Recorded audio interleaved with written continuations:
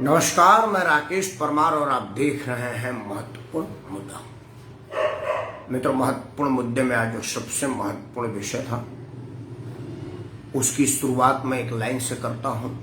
हिंदी में एक हम लोग जब उपमा अलंकार और अलंकार पढ़ते थे तो उसमें एक लाइन आता था, कनक कनकता सौगुना मादकता अधिकार, वाह खाए बौराए नर वाह पावे बौराए। मतलब कनक का यहाँ पर इस्तेमाल एक बार हुआ है, लेकिन कनक का अर्थ सोना भी होता है और धतूरा भी होता है।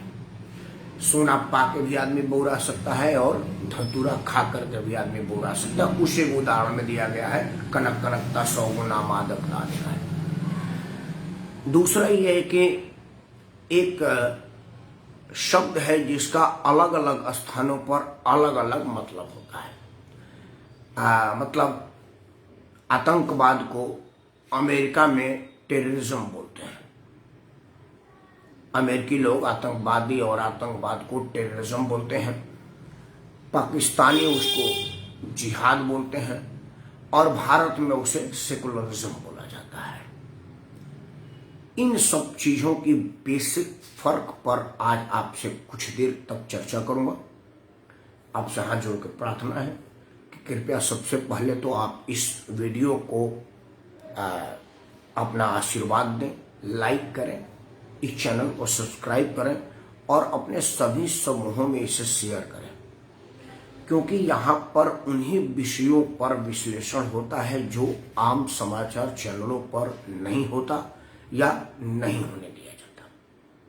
जो मैं विश्लेषण आज आपके सामने रखूंगा, अगर आप इसको कहीं और सुने होंगे तो आप मुझे जरूर मेरे कमेंट बॉक्स में बताइएगा कि ये वाला बात तो फलाने वाले चैनल पर आ चुका है, तुम उसका पुनरावृत्ति या रिपीट क्यों कर रहे हो। चर्चा शुरू करते हैं। कृपया आप अंत तक बने रहिएगा और अपना आशीर्वाद हमको जरूर दीजिएगा। मेरे बात में अगर किसी बात पर ऐतराज हो तो कृपया अभी लिखिए, हम आपके शंका का समाधान करने का भरपूर प्रयास करेंगे। बाकी कितना कर पाएंगे ये तो मेरे विवेक और आपके आशीर्वाद पर निर्भर है। धन्यवाद। मित्रों, चर्चा की आज राजस्थान के अलवर में 300 साल पुराना मंदिर तोड़ दिया गया। मंदिर टूटने के बाद जो उसके अवशेष थे, वो जो शिवांश और देवांश था, जो मतलब देवालय का भगवानों की खंडित मूर्तियां थी, उस मूर्तियों को इज्जत सहित इधर उधर करने के बजाय उसको वहीं के गंदे नाले में फेंक दिया गया। समाचार चैनलों में इसकी भरपूर कवरेज हुई। अब तो समाचार चैनल वाले कई बार हम जैसे सोशल मीडिया के सिपाहियों से इतना मजबूर हो जाते हैं कि वो चाह के भी खबर को दबा नहीं सकते, क्योंकि उनसे पहले सोशल मीडिया वहां अपना सोशल सिपाही को भेज चुका होता है और वो उसका भरपूर कवरेज कर चुका होता है। आपसे छुप नहीं सकता, या अब आप नैरेटिव सेट अपने हिसाब से नहीं कर सकते, क्योंकि वहां पर एक तटस्थ मीडिया भी है जिसको हम सोशल सिपाही कहते हैं, सोशल मीडिया कहते हैं। हालांकि देखा गया है कि सोशल मीडिया ही सबसे ज्यादा अनसोशल है, लेकिन एक बात तो जरूर है कि उसके पास एडिटिंग का क्षमता नहीं है, वो ऑनलाइन एडिट नहीं कर सकता, क्योंकि जो सोशल मीडिया पर अपना प्रसारण देते हैं वो सब के सब परंपरागत एडिटर नहीं होते या उनको तकनीक का उतना ज्ञान नहीं होता। इसलिए जो देखा, जैसा पाया वैसा भेजे वाली प्रवृत्ति के होते हैं। उनको अपना मोबाइल खोला और जो तस्वीर उनके सामने आया वो आपके सामने परोस दिया। उसमें फैक्ट देखना और उसकी फैक्ट को जांचना आपका काम है। इसलिए कई बार सच्ची खबरें गलत वे में ही सही बात सामने आ जाती है और आदमी विवेकशील हो तो उसको समझ रख सकता है। इसीलिए समाचार चैनल वाले अब दबा नहीं सकते, खबरों को बना नहीं सकते। क्यों? क्योंकि सोशल मीडिया का जमाना है। मेन मीडिया से ज्यादा बड़ा दर्शक समूह सोशल मीडिया पर है। तो मित्रों, आज जब अलवर का 300 साल पुराना मंदिर भसाया जा रहा था, उस वक्त किसी ने भी नहीं कहा कि ये मंदिर नहीं भसाई जा रही है, ये भारत का संविधान धसाया जा रहा है, ध्वस्त किया जा रहा है, कुचला जा रहा है। किसी के मुंह से इस तरह के अल्फाज सुनने को नहीं मिले। जहांगीरपुरी में जो जो लोग विलाप कर रहे थे, जो जो लोग मातम मना रहे थे, जिन जिन लोगों को लग रहा है कि वो अतिक्रमण नहीं टूट रहा है, भारत का संविधान टूट रहा है, धर्मनिरपेक्षता का तार टूट रहा है, उन सब लोगों में से किसी ने भी अलवर पर एक शब्द बोलना भी उचित नहीं माना। आज चर्चा इसी पर है कि ऐसा क्यों? वही आंखें, वही कान, वही शख्सियत, वो बिंदी वाली बाई जी जो सुप्रीम कोर्ट के सुप्रीम जज से सुप्रीम निर्णय लेकर के आई अतिक्रमण रुकवाने के लिए, वो अलवर मामले में एक ट्वीट तक नहीं की, जबान तक नहीं खोली, उनका जबान सिल गया। वो कपिल सिब्बल जो ये कह रहे थे कि ये नोटिस अंततः देना चाहिए था, अतिक्रमण सड़क पर जो अतिक्रमण है उसको हटाने के लिए उनको नोटिस की जरूरत पड़ेगी, और 300 साल पुराना मंदिर तोड़ दिया गया, उसमें उनको किसी तरह की गैर कानूनी बात नजर नहीं आई।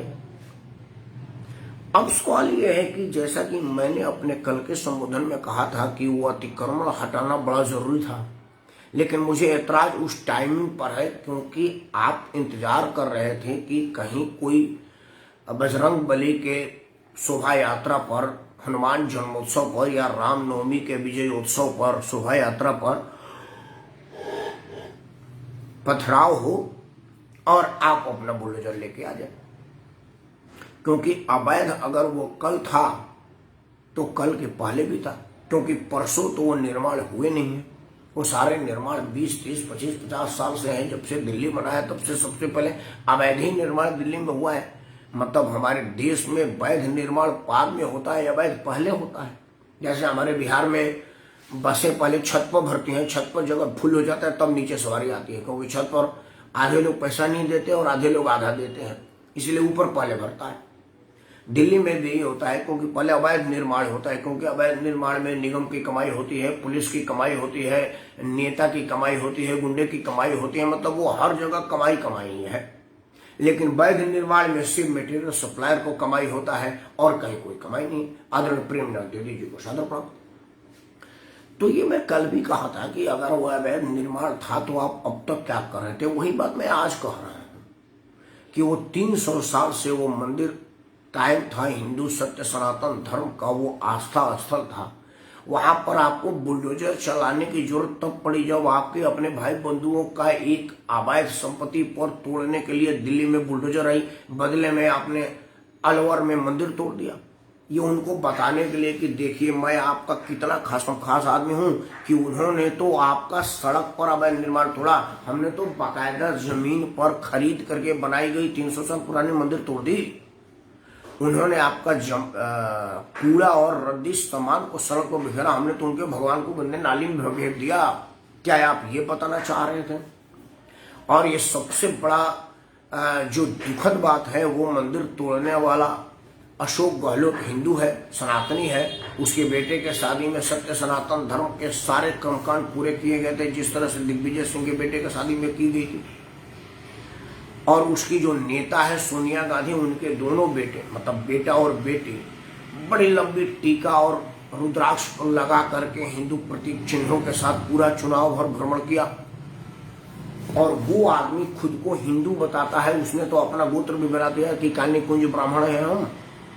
उनके गोत्र पर मुझे कोई ऐतराज नहीं है, क्योंकि हमारे देश में गोत्र पर बहस का अभी मुद्दा नहीं है। लेकिन हमारे आदरणीय प्रेमनाथ द्विवेदी जी पूज्य ब्राह्मण है और यही लोग गोत्र उत्तर बताते हैं, इन्हीं का धर्म है। हालांकि आप फौजी रहे हैं, आप तो पाकिस्तान की औकात बताए हैं युद्ध भूमि में, पता ना गोत्र बताते होंगे नहीं, लेकिन गोत्र बताने उतारने का काम इन्हीं के वंशजों का है, इन्हीं के पूर्वजों का है। तो मुझे लग रहा है कि ये मुझसे ज्यादा बढ़िया बताएंगे, लेकिन मैं ये जरूर बता सकता हूँ क्योंकि मेरा गोत्र कौंडिल्य गोत्र है, मैं परमार क्षत्रिय हूँ और बलिया जिला का रहने वाला हूँ। मेरा बेटा का भी गोत्र कौंडिल्य गोत्र है और वो परमार क्षत्रिय। मेरे पिताजी का भी गोत्र कौंडिल्य था और वो परमार क्षत्रिय थे। मेरे बाबा दादा परदादा का एक ही था, लेकिन मेरी माता जी मतलब दादी चौहान थी, महरवर थी, माँ महरवर थी, मतलब ऐसे ऐसे बदलता गया। लेकिन उन लोगों ने जिन बच्चों को जन्म दिया वो सबके सब कौंडिल्य गोत्र के ही हुए। यही हमारा सत्य सनातन धर्म है, अगर प्रेमनाथ द्विवेदी भी यही कहेंगे। लेकिन हमारे अशोक गहलोत के जो आका हैं उनके माता चाहे जो हो, उनके पिता चाहे जो हो, शादी चाहे वो जिस धर्म में, जाति में, मजहब में करें, पैदा गांधी ही होगा, उनका गोत्र गांधी ही होगा। और जब वोट की बात आएगी तो वो कहानी कुंज ब्राह्मण हो जाएंगे। ये अलग विषय है, तो उनका तो मामला ही सस्पेक्टेड है, तो उस पर नहीं करूंगा। लेकिन अशोक गहलोत का तो बड़ा क्लियर है, उसने अपना हाइड नहीं किया है और कोई परिवर्तित भी नहीं किया है, वो अभी तक हिंदू है। जिस इंजीनियर के माध्यम से नोटिस दिवाई गई थी और जो जूनियर इंजीनियर की फौज तोड़ी थी, वो सब के सब हिंदू थे, उसमें कोई ब्राह्मण नहीं था, कोई मतलब मुसलमान नहीं था। और जो लोग कल जहांगीरपुरी में मातम मना रहे थे, मजे की बात है कि उसमें एक भी मुसलमान नहीं था। वो बड़ी बिंदी वाले ताई जी बिंदा करात जो है वो स्वयं हिंदू हैं। अशोक गहलोत के चाचा जी, मतलब राजनीतिक चाचा कपिल सिब्बल साहब, जो कह रहे थे कि नहीं कानून का पालन नहीं हुआ, वो हिंदू हैं। एक वो जम्मू कश्मीर आतंकवाद को समर्थन देने वाले अरविंद केजरीवाल के पुराने वकील साहब, जो मतलब दिल्ली में जूता खाने के लिए मशहूर हो गए, उनको तो सर्वोच्च न्यायालय ने भी जूता मारने की जगह 1 रुपया मार दिया, बोला तुम्हारी औकात 1 रुपये भर की है। तो अब उन पर क्या बात करें, उनका तो नाम लेना भी महापाप है। लेकिन वो भी कह रहे थे कि नियम का पालन नहीं हुआ, मतलब जो लोग रोदन कर रहे थे वो सबके सब हिंदू थे और मुसलमान मजे ले रहा था कि चलो सालो तुम लोग आपस में मरो रहो। मित्रों, ये सब जो चीजें हो रही हैं, वो इस चीज से मुझे 2 चीज समझ में आई। मैं विज्ञान का विद्यार्थी रहा हूं, वो अलग बात है कि अब कानून का विद्यार्थी के रूप में काम कर रहा हूं, लेकिन जो मेरी बैकग्राउंड है वो विज्ञान की है। मैं विज्ञान में स्नातक हूं, कंप्यूटर का डिप्लोमा है मेरे पास, और MBA मतलब मैनेजमेंट का डिप्लोमा है मेरे पास, लॉ का भी है। तो मेरे पास ज्यादा समय तक मैं विज्ञान पढ़ा हूं, क्योंकि स्नातक तक विज्ञान है, कंप्यूटर भी विज्ञान ही है, मैनेजमेंट में जो पढ़ाई किया उसमें भी विज्ञान है, कम से कम मानव विज्ञान तो पढ़ा ही हूं मैं। तो विज्ञान को मैं ज्यादा समझता हूं और विज्ञान समझने की क्षमता मेरे में ज्यादा है, पकड़ ज्यादा है। तो मैं एक चीज मैंने पढ़ा है, प्रेशर का सिद्धांत। प्रेशर जो होता है, आप जिसको जितना दबाएंगे वो उतने ज्यादा रिएक्ट करेगा। आपने देखा होगा कि बंदूक की गोली जब आप छोड़ते हैं तो बंदूक पहले पीछे झटका देता है आगे, तब जाकर के वो दूर तक उसकी रेंज जाती है। जब आप तोप चलाते हुए वीडियो में देखे होंगे, प्रेमानंद द्विवेदी जी तो शायद चलाए भी हों फौज में, तो देखते हैं कि तोप पीछे तो बहुत हिल जाता है, वो प्रेशर का सिद्धांत है, तब जाके आगे रिलीज करता है। मुझे लग रहा है कि सत्य सनातन धर्म को जितना ज्यादा प्रेशराइज कर रहा है, वो उतना ज्यादा उभर करके सामने आता हुआ प्रतीत हो रहा है। क्योंकि 40-50 साल पहले का तो मुझे समझ नहीं है, क्योंकि उम्र ही 50 साल के करीब है, लेकिन मैं 85-90 से इन सब चीजों को देखने समझने की सलाहियत पा चुका था, क्षमता पा चुका था। पहली बार राजनीतिक घटनाक्रम को जानने का अवसर मिला जब देश दुनिया में तत्कालिक सर्वाधिक लोकप्रिय जननायिका और दुर्गा की अवतार श्रीमती इंदिरा गांधी जी का जब निर्मम हत्या हुआ उन्हीं के सुरक्षा गार्डों के द्वारा, तो वो एक देशव्यापी समाचार था। हमको इसलिए प्रभाव पड़ा क्योंकि हम लोग दिवाली में अपने यहाँ नाटक का आयोजन करते थे हर बार के भांति, तब हम लोग भी किए थे। लेकिन हमारे बड़े बुजुर्ग आए कि भाई देखो प्रधानमंत्री का हत्या हो गया, ये किसी तरह का मनोरंजन कार्यक्रम नहीं होगा क्योंकि राष्ट्रीय शोक की घोषणा होगी, इसमें बंद कर दो। तो एक बाल मन था या यौन मन था, यौन वाले युवा मन था, बोला यार उनके मरने से हम काहे बंद करें। लेकिन ये वही कि चूंकि हमारा मनोरंजन का कार्यक्रम बंद हुआ तो सोचने का समय मिला कि भाई ऐसा क्या है, उनके मरने का मतलब क्या है, तो समझने का अवसर हुआ। तब से लेकर के अब तक तो समझ ही रहे हैं, और सामाजिक विज्ञान और समाज शास्त्र और नागरिक शास्त्र समझ रहे हैं, विद्यार्थी विषय विज्ञान कर रहे हैं। तो मैं 90 से तो खैर दिल्ली में हूं और मेरा पहला एड्रेस ही देश के प्रधानमंत्री का घर था, तो राजनीतिक समझ तो उसी स्तर की थी। मैंने नहीं देखा कि इतना ज्यादा रिएक्शन सनातनियों के तरफ से इसके पहले आता था, क्योंकि पहले लोग कहते थे यार सब चलता है, कोई बात नहीं यार, किसी ने मंदिर तोड़ दी, चलो यार हमने क्या करना, हम वो लोग नहीं है। किसी ने हिंदू धर्म को गाली दे दिया, हम वो लोग नहीं है। किसी ने हिंदू देवी देवताओं का नग्न पेंट बना दिया, बोला हम वो लोग नहीं है। किसी ने हमारे देवी देवताओं के लिए अनाप शनाप का वर्णन किया, हमने कहा यार हम वो लोग नहीं है। लेकिन आज मैं देख रहा हूं स्थिति में कितना बदलाव आया है कि अगर आप 2 माइक के साथ नमाज कर रहे हैं तो सामने वाले छत पर 4 माइक के साथ हनुमान चालीसा शुरू हो गया है। ये बोलते हैं क्रिया का प्रतिक्रिया। और स्थिति ये आई कि आज एक समाचार आया उत्तर प्रदेश से, एक चैनल वाला जो शुक्रवार के जुमे के नमाज, चूंकि आज शुक्रवार है और जुमे के नमाज के दिन वो चूंकि सबसे ज्यादा महत्वपूर्ण उनका जुमे का नमाज होता है। आम मुसलमान जो 5 वक्त का नमाज ना करता हो, रोज नमाज ना करता हो, लेकिन जुमे के दिन, आज शुक्रवार के दिन वो नमाज जरूर पढ़ता है, क्योंकि आज का नमाज पढ़ना सबसे शुभ माना जाता है इस्लाम के धर्म के हिसाब से। तो वो मस्जिद के ठीक सामने चाय की दुकान पर खड़ा था। बोला मुझे तो नहीं सुनाई दे रहा, मैं चाय वाले भाई साहब से पूछ रहा हूं कि ये नमाज हो रहा है क्या, आपको सुनाई दे रहा है? तो दुकान वाले बोला जी नहीं सुनाई नहीं दे रही। ये पहला अवसर है कि हमको नमाज नहीं सुनाई दिया, माइक से कोई आवाज नहीं आई। आप योगी जी का कड़क एडमिनिस्ट्रेशन समझ ले, क्योंकि परसों ही योगी आदित्यनाथ ने एक सर्कुलर जारी किया था कि कोई भी धार्मिक स्थल हो, मतलब उन्होंने कोई भी कहा था, मस्जिदें नहीं कहा था, बोला मंदिर, मस्जिद, गुरुद्वारा, चर्च, कोई भी धार्मिक स्थल हो, एक सीमा से ज्यादा अगर ध्वनि प्रदूषण होता तो उसके विरुद्ध कार्रवाई की जाएगी।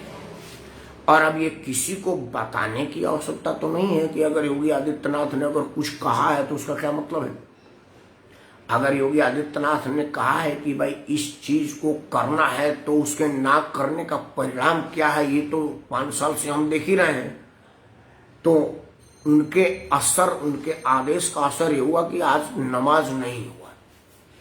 और योगी आदित्यनाथ इस तरह का सर्कुलर निकालने की साहस इसलिए कर पाए क्योंकि सामने वाले की तरफ से गहरा प्रतिवाद आया कि आप 2 माइक लगाइएगा तो मैं 200 लगाऊंगा, आप 20% हैं तो हम 80% हैं, 8 गुना ज्यादा माइक लगा सकते हैं। तो धरती पर ध्वनि प्रदूषण का क्या स्थिति होता समझ जाइए। मित्रों, मैं इसी एग्जाम्पल से आपको बताने का प्रयास कर रहा हूं कि अगर यही स्थिति बनी रही तो क्या वो दिन दूर नहीं है कि आज आप जहांगीरपुरी के झुग्गी टूटने के एवज में 300 साल पुराना मंदिर तोड़ देते हैं, तो सामने वाला अगर आपका कुछ किया तो आगे मैं नहीं कहना चाहता, क्योंकि आमतौर पर मैं भड़काऊ बात नहीं करता, मैं तो सिर्फ एक आईना दिखा रहा हूं, देखना चाहे तो देख लीजिए। अशोक गहलोत को इस मुगालते में नहीं रहना चाहिए कि चुनाव हर बार 5 साल में आता है। राजस्थान की खैर परंपरा यह है कि एक बार अशोक गहलोत आएंगे, दूसरी बार भारतीय जनता पार्टी आएगी, लेकिन राहुल गांधी का तो ये परंपरा है नहीं, क्योंकि पिछले 2 चुनाव में राहुल गांधी की पार्टी कहां से कहां तक आई, ये गांधी परिवार अभी सोच नहीं पा रहा है, क्योंकि राजनीतिक मजबूरी के वजह से नरेंद्र मोदी का कृपा दृष्टि पर बना हुआ है। लाख करप्शन करने के बावजूद भी सिर्फ भाषणों तक वो करप्ट हैं, अभी तक अदालत के निर्णय तक करप्ट नहीं हुए, क्योंकि पुलिस को बांध कर रखा गया है। उसका वजह ये नहीं है कि नरेंद्र मोदी भी चोर है, इसका वजह यह है कि भारत के जनता की मानसिकता को पढ़ना मुश्किल ही नहीं नामुमकिन है। कौन से मुद्दे पर कब जनता है आपका साथ छोड़ दे और वापस कांग्रेस आ जाए, तो आप आज उनको जेल भेजेंगे तो वो कल आपको जेल भेज देंगी। इसी वजह से तेरी चूक मेरी चूक के सिद्धांत हमारे सर्वोच्च राजनीतिक दलों में होती है, वो आज भी कायम है।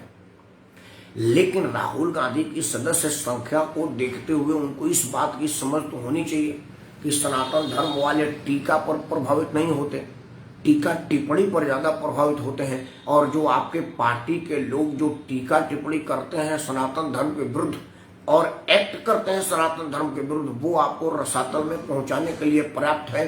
फिर ये मंदिर तोड़ करके भगवान का पाप और उनका श्राप लेने की क्या आवश्यकता थी। कहा जाता है कि हर साख पर उल्लू बैठा है, अजाब गुलिस्ता क्या होगा।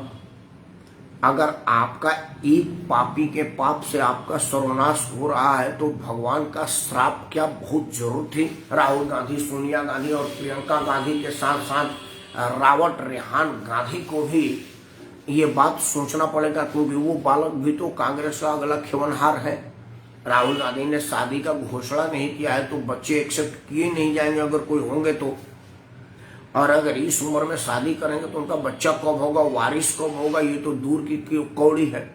फिलहाल तो प्रियंका का रावत राहुल रेहान राजू बाद रावत का बड़ा लंबा चौड़ा नाम है, क्योंकि उसमें उसका बाप के साथ साथ माँ का नाम है और नाना जी का भी नाम है। हालांकि बाबा को तो उसने बाबा माना ही नहीं, तो नाम का लगाएगा। तो रेहान रावत राजू बाधरा को भी तो सोचना ही पड़ेगा कि भाई अगला भविष्य क्या होगा। वापस ठठेरागिरी तो हो नहीं सकती। राजनीति में बने रहने के लिए सत्य सनातन का सेवा करना ही पड़ेगा। और जिस तरह की कुकृत्य जयपुर में और जोधपुर में और पूरे राजस्थान में हो रहा है, ढूंढ ढूंढ करके मंदिरों को भसाया जा रहा है, तो मुझे नहीं लग रहा है कि इधर मंदिर ध्वस्त हो रहा है, उधर तुम्हारा मान ध्वस्त हो जाएगा, क्योंकि क्रिया का प्रतिक्रिया विज्ञान का सिद्धांत है। अंत में मैं 2 लोगों को जरूर चाहूंगा इस विषय पर अपना क्रिया दें। मित्रों, याद करिए कि एक फौजी सियाचिन में बर्फ में दब गया था। 7 या 8 दिन के बाद वो जिंदा मिला। उसे दिल्ली के बेस अस्पताल में लाया गया था। पूरा देश उसके लिए दुआ मांग रहा था, प्रार्थना कर रहा था, अरदास कर रहा था कि हे गॉड, हे ईश्वर, हे खुदा, हे जीसस, हे वाहेगुरु, हे परमपिता परमेश्वर, हमारे उस बच्चे का जान बख्श दो। वो माँ भारती की सेवा में बर्फ में दबा था। वो संघर्ष कर रहा था अपने जीवन मर्द के विषय में, लेकिन उसी वक्त एक मांसाहार का अवशेष, गौ वंशों का अवशेष को हिंदू धर्म के मानने वाले जाटों के दरवाजों को फेंकने वाले अखलाक खान का आपस में विवाद होता है और वो लोगों के झगड़े में मारा जाता है। तो उसके घर पॉलिटिकल पर्यटन हुई, मतलब यहाँ से 300 किलोमीटर दूर उसी बेस हॉस्पिटल वाले रास्ते से सारे लोग गए, लेकिन एक आदमी उस बेस हॉस्पिटल में रुक करके ईश्वर को याद नहीं किया कि मैं अखलाक के यहाँ जा रहा हूँ, पहलू खान के यहाँ जा रहा हूँ, छोटू खान के यहाँ जा रहा हूँ, ये सिपाही के लिए भी थोड़ी बहुत दुआ कर दें। एक किसी भी राजनीतिक दल ने एक ट्वीट तक नहीं किया कि भाई वो जो हमारा सिपाही हमारे लिए वीर गति को प्राप्त हो रहा है, उसने हमारे लिए अपना सर्वोच्च कुर्बानी दिया है, हम उसको भी थोड़ा एक शब्द बोल दें। नमन अगर नहीं हो पाता है मेरे से तो कम एक शब्द तो बोल दें। लेकिन किसी ने एक शब्द नहीं बोला, क्योंकि हमारे देश में फौजी वोट बैंक नहीं है और वो मुसलमान वोट बैंक था। तो सत्य सनातन को तब से ठुकराया जा रहा है और हर बार ठुकराने वाला चुनाव के माध्यम से जीत करके सरकार बना लेता है। अब तो दिल्ली के अलावा पाकिस्तान पर भी कब्जा, पंजाब पर भी कब्जा हो गया है। तो आखिर ये तो प्रयोग सफल हो रहा है, तो फिर अगली राजनीतिक दल भी कहेगा कि यार ये तो सदैव धराधुर में लोग जुतियाने कलाएंगे, क्योंकि इनको जितना जूता मारो उतनी ज्यादा वोट देते हैं। मैं इस शब्द के लिए क्षमा किसी से नहीं मांगूंगा, किसी को बुरा लगे तो लगे, क्योंकि सच्चाई यही है। क्योंकि पंजाब में मुसलमान की संख्या नगण्य है, बहुत कम संख्या है, लेकिन अरविंद केजरीवाल का वहां सरकार बनाने का मतलब क्या है? यही ना कि आप सत्य सनातन धर्म के ठुकराने वालों, उस पर कुठाघात करने वालों के साथ हैं। इन सब विषयों पर विचार करके मुझे एक तो जरूर होप दिख रहा है कि आप जितना सत्य सनातन को दबा रहे हैं, ये उतने ज्यादा रिएक्ट करके बाहर आएगा। और वो दिन मैं नहीं देखना चाहता, नहीं सुनना चाहता, और उस परिणाम को मैं बिल्कुल दिमाग में इमेजिन भी नहीं करना चाहता कि उसका हश्र क्या होगा। 415 सीट वाली 40 सीट तक सिमट के आ गई। केजरीवाल जी तुम कहाँ हो, ये सोच लेना। खैर, आज शाम होते होते एक मैसेज और दिया गया नीतीश कुमार के द्वारा। उन्होंने राबड़ी देवी के घर हुए इफ्तिखार पार्टी में राबड़ी जी के घर सहभागिता करके भारतीय जनता पार्टी को ये बताने का प्रयास किया कि आप हमारे साथ रहें या ना रहें, मुख्यमंत्री तो मैं ही रहूंगा, या तो आपके सहारे से रहूं या अपने भैया भाभी के सहारे से रहूं। उसमें नीतीश कुमार को दे करके हमारे भोजपुरी के कहीं कहावत याद आ रहा है कि 100 जूता खाए तमाशा घुस के देखे, हमारे भोजपुरी में कहावत है। ये मुझे कहने पर इसलिए मजबूर होना पड़ा कि पिछले कई सालों से नीतीश कुमार के लिए लालू राबड़ी के बेटा तेजस्वी और तेज प्रताप ने दरवाजे पर लिखा है dogs Indian and Nitish Kumar are not allowed. ये मैं नहीं कह रहा हूं, उनके दरवाजे पर लिखा था Nitish Kumar no entry. Nitish Kumar no entry का बोर्ड के बाद भी अगर आज नीतीश कुमार ने एंट्री मारा है तो वो भारतीय जनता पार्टी को बताने के लिए गए थे। उनको इफ्तिखारी करने का कोई मतलब नहीं था, क्योंकि वो 24 घंटा ठूस के खा सकते हैं। वो इफ्तिखार में नहीं है, मतलब वो रोजे में नहीं है। उनको भोजन से रोक नहीं है, क्योंकि वो तो छठ भी नहीं करते हैं, तो ये रोजा क्या रखते होंगे। तो 24 घंटा ठूसने की सुविधा उपलब्ध और बिहार के राजकोष से भोजन करने की छूट के बाद भी अगर आज वो कुछ लूट करने के लिए गए थे तो वो राजनीतिक लूट और भाजपा को कूट करने की कोई उद्देश्य रहा होगा। लेकिन वो अंत तक शाम होते होते खुश हो गया, क्योंकि वहां पर भारतीय जनता पार्टी का मुस्लिम चेहरा बिहार का उद्योग मंत्री शहनवाज हुसैन भी चला गया। तो वो जो मैसेज देना चाह रहे थे कि भैया भाभी ने बुलाया है, वो काफूर हो गया, क्योंकि तब पता चला कि भाई यहाँ पर दावती इफ्तार हो रही है और जो भूखा है वो आ सकता है। अब नीतीश कुमार खुद को भूखा बना करके गए थे या क्या गए थे वो तो वो बताएंगे, क्योंकि भारतीय जनता पार्टी का सदस्य और बिहार का उद्योग मंत्री तो भूखा था, क्योंकि वो रोजे में होगा और वो इफ्तार के लिए गया होगा, ये तो समझ में आ रहा था। लेकिन बाकी नीतीश कुमार क्यों गए थे, नीतीश कुमार बताएं। अंत भला तो सब भला। अंत यही है कि जिस तरह से सत्य सनातन को सारे राजनीतिक दल मिल करके दबा रहे हैं, एक बात की संतुष्टि है कि झूठा ही सही अब देश दुनिया में एक ही पार्टी रह गई है जो कहती है कि मैं सनातन धर्म के साथ हूं और सनातन धर्म को मानता हूं, वो है भारतीय जनता पार्टी। और अब ये मुझे कहने में कोई गुरेज नहीं है कि अगर दुनिया में कोई सत्य सनातन का सम्मान करने का दिखावा ही सही, वो देवानंद का गाना था ना, झूठा ही सही पल भर के लिए कोई मुझे प्यार कर ले, झूठा ही सही। तो अगर झूठा ही सही लेकिन सत्य सनातन को अंगीकार करने का ठेकेदारी तो भारतीय जनता पार्टी के पास ही आ गई है, बाय डिफॉल्ट ही सही।